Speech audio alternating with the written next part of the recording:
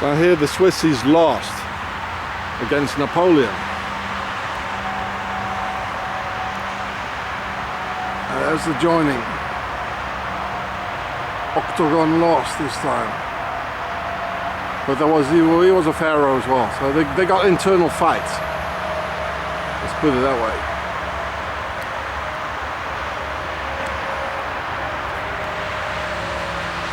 So and there's the army barracks. It's called the Sand. Used to be Roman.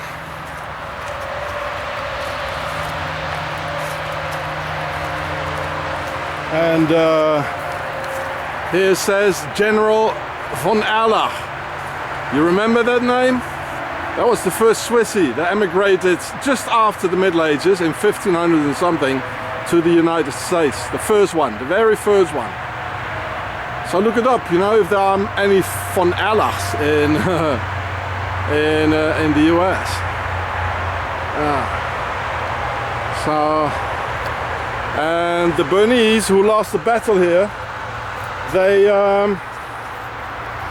they were murdering the entire population of Lausanne and Freiburg, who were speaking French, and they still are.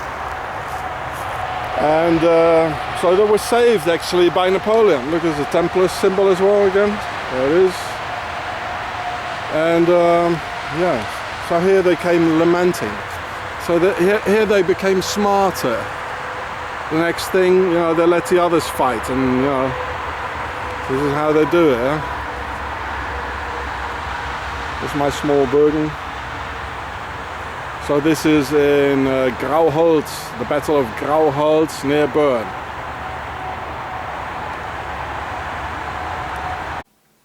So here's some intel about the Battle of Grauholz. We're living a few kilometers away from here.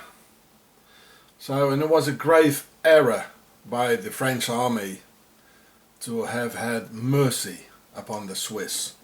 The French could have spared a Second World War if they would have kept the Swiss under control, because they just changed faces and say, oh, pity on us, you know, like, and we didn't do anything wrong just after the Second World War, while they financed Mr. Hitler and they shipped all the Nazis out with the Red Cross passes and their banks and all that.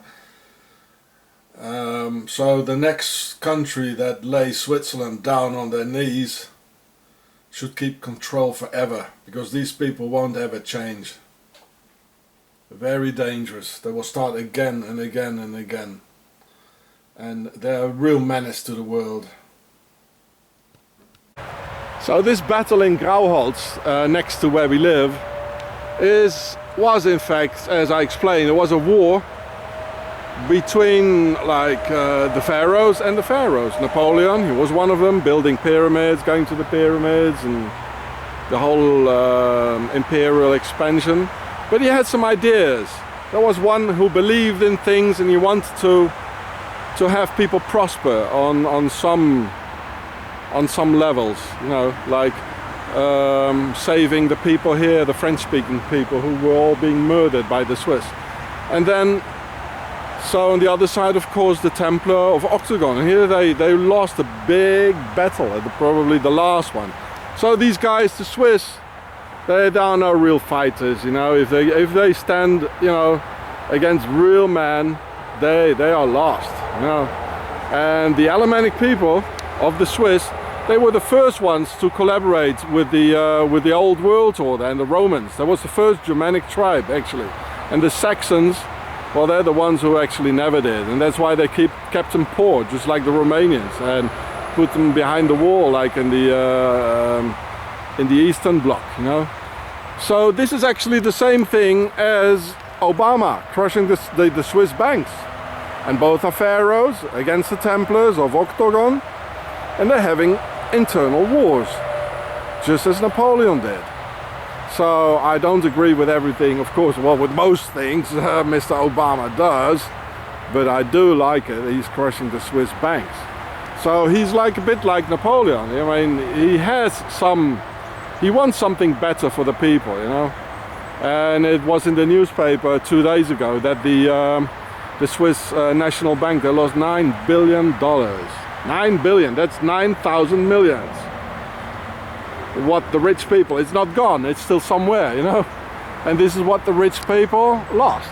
And you know, the poorer ones, they will get it, you know, or have a free healthcare, you know, things like this. So, in a way, Obama is a bit like Napoleon. He does have some like standards of a pharaoh who wants something good, in spite of a lot of bad things as well, of course. But well, there are differences. I just want to tell you, there are differences. They're not all alike. That's why they killed Kennedy, who was of course also one of the pharaohs. They all are.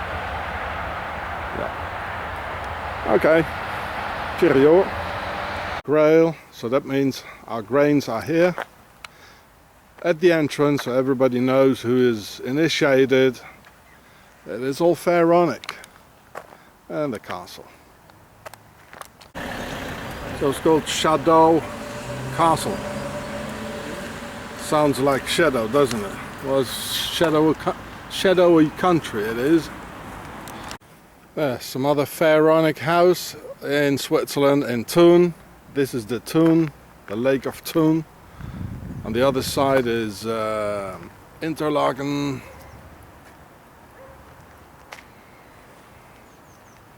Always have these pillars like obelisk, but these are not obelisks. But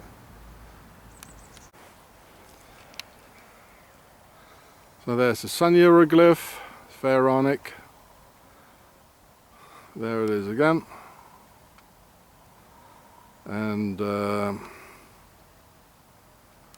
there is the Templar symbol, like the up is V, upside down V, 2 times.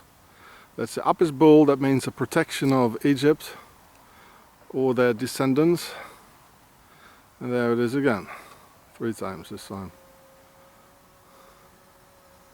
And in a way, this is also up is here, in a artistic form like. So, and here is the Thun, Lake of Thun.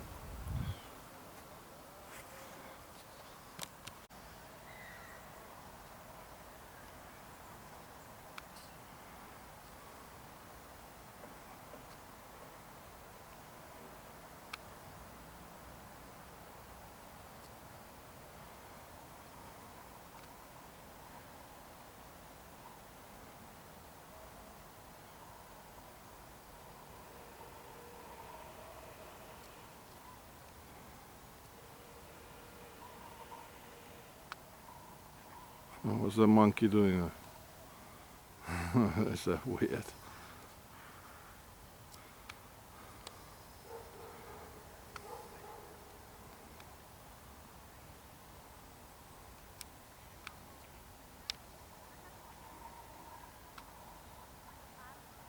Sisters of Isis.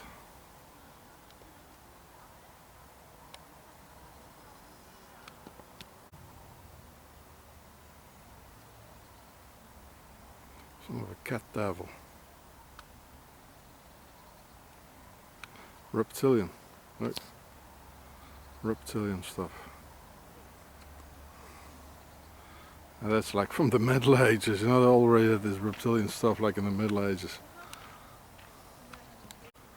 What's the monkey doing? Got his hands a bit low, doesn't he?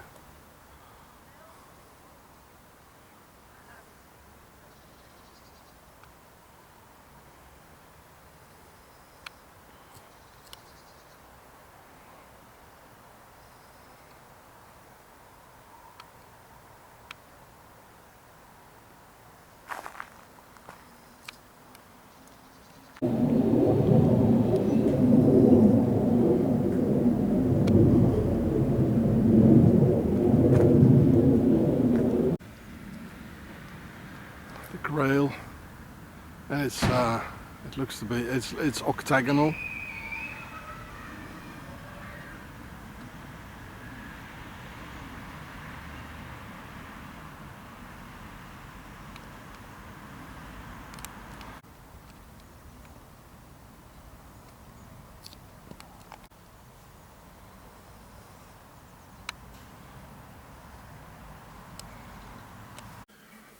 I didn't know that. So the Schadau castle is not even that old. It was built in the 19th century for a banker called de Rougemont. It rings a bell somewhere, the Rougemont. It means the Red Mountain. Funny name. Maybe that's why it's, you know, like the red dragons and all the things you see in there. The Red Mountain. A mountain full of blood, maybe. Weird. Well, anyway, de Rougemont, it's a nobility name. Oh, that's a sun hieroglyph. So I'm inside the castle. They're probably coming and tell me it's not allowed or something. Look, there's some more reptilians here. There it is.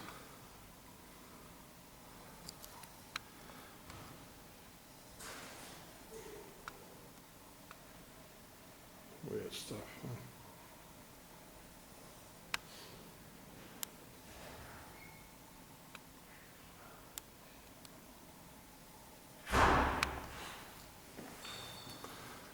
So, well, let's have a look, shall we? Let's have a look.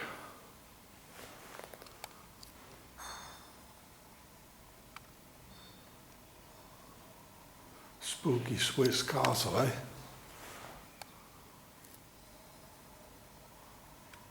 The pharaohs of Switzerland.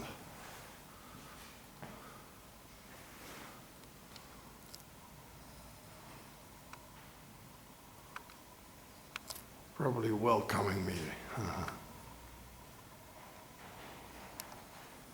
let's have a look. Hello, haven't seen you in a long time. How you doing? Oh, this is old.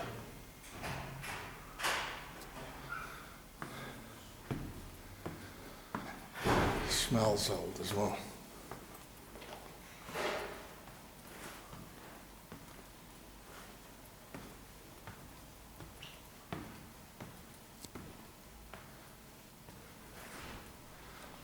Sun hieroglyph up here.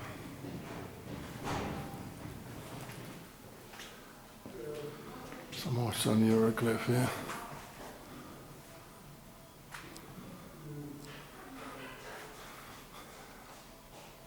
A bat sucking our blood, eh? Hello, Isis. The Lake of Thun. On the other side, around the bend, is like interlocking. Salon Mina.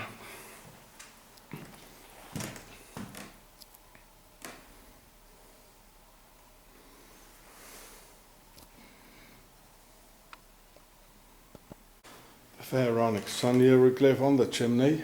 Charming, isn't it? And let's have a look.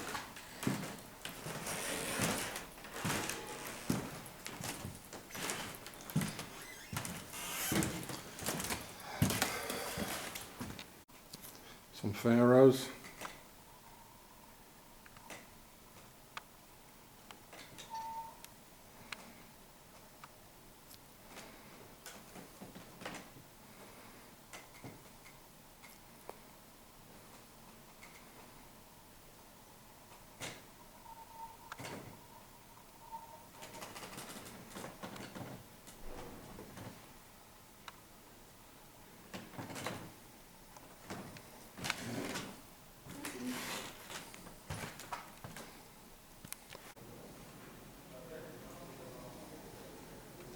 Back at where the reptilians are.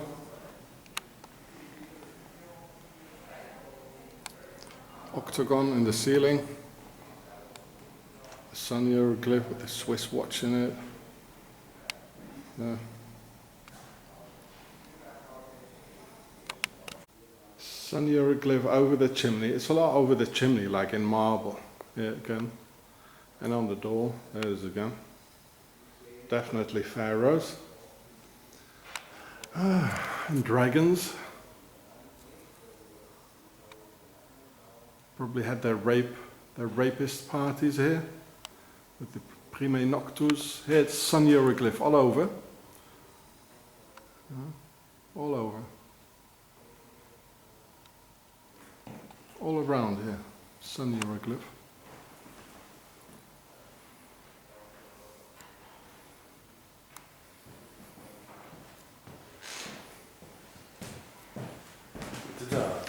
Hello. There's some more sun hieroglyph all over.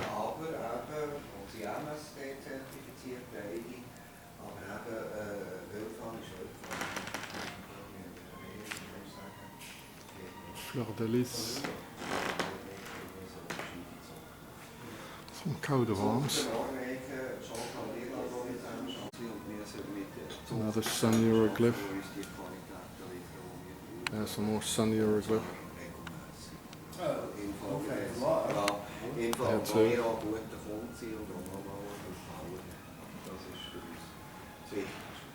There's the coat of arms.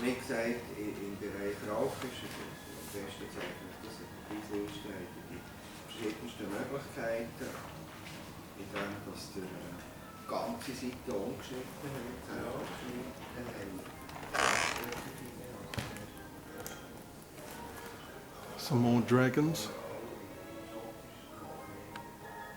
Unicorns.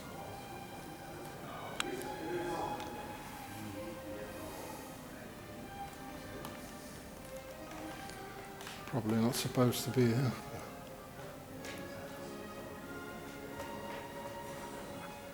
Oh, let's have a dance. It's our ball, isn't it?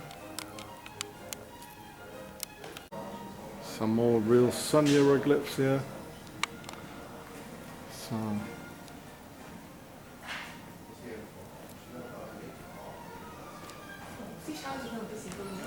Thank you. Okay.